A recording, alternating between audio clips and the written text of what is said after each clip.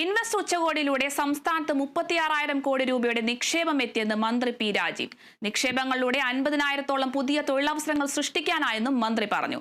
NDR space private ലിമിറ്റഡിന്റെ warehousing and logistics ശൃംഖലയ്ക്ക് മന്ത്രി തറക്കല്ലിട്ടു.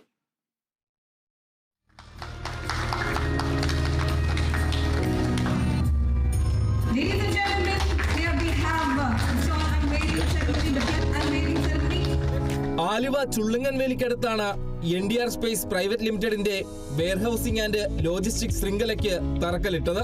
നിക്ഷേപ നിർദ്ദേശങ്ങൾ പദ്ധതികളാക്കി മാറ്റുന്നതിൽ കേരളം മറ്റ് സംസ്ഥാനങ്ങളെക്കാൾ മുന്നിലാണെന്ന് മന്ത്രി പി രാജീവ് പറഞ്ഞു. ഇൻവെസ്റ്റ് ഉച്ചകോടിയിലൂടെ സംസ്ഥാനത്ത് 36,000 കോടി രൂപയുടെ നിക്ഷേപം എത്തിയെന്നും മന്ത്രി അറിയിച്ചു.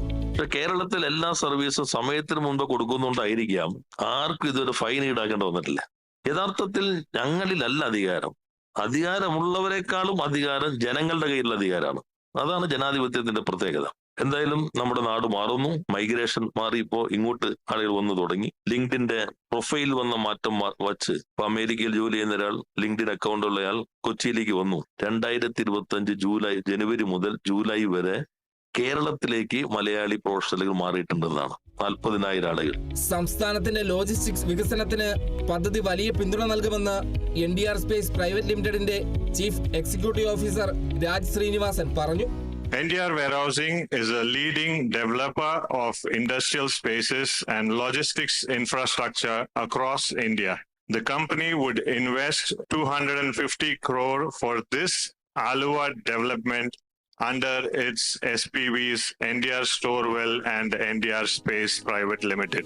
ഇൻവെസ്റ്റ് കേരള ഉച്ചകോടിയിലൂടെ വന്ന 100ാമത്തെ പദ്ധതിയാണ് NDR സ്പേസ് പ്രൈവറ്റ് ലിമിറ്റഡിന്റേത്. 16 ഏക്കറിലായി വ്യാപിച്ചു കിടക്കുന്ന പദ്ധതി പൂർത്തിയാകുന്നതോടെ FMCG, pharmaceuticals, e-commerce, third party logistics മേഖലകൾക്ക് അത്യാധുനിക സേവനം ലഭിക്കും.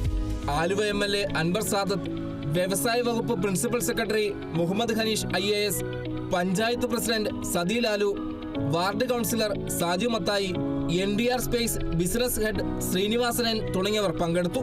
Kerala vision news, Kochi.